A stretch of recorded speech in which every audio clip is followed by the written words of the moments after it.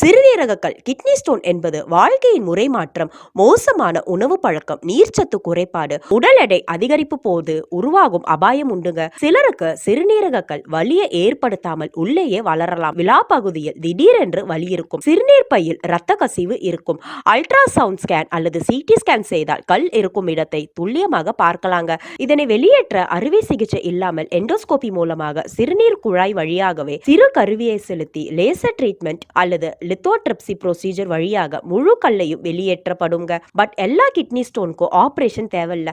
85% நபர்களுக்கு மருந்து சிகிச்சையே போதுமானது. இப்போ இருக்கிற நவீன முறை சிகிச்சையில் அதிக நாட்கள் கூட ஓய்வு தேவையில்லைங்க. ஒரு முறை கிட்னி ஸ்டோன் அகற்றினால் அது மீண்டும் வரும் அபாயம் இருக்குங்க. வராமல் தடுக்க நாள் ஒன்றுக்கு 3 லிட்டர் தண்ணீர் குடிக்கவும், உடல் எடை அதிகரிக்காமல் பார்த்து கொள்ள வேண்டுங்க. குறிப்பாக உணவு முறை ஆரோக்கியமாக இருக்க வேண்டுங்க. ஏர்லி ஒன்ஸ் உங்களுடைய கிட்னியை நீங்க ஸ்கேன் செய்து பார்க்கலாங்க.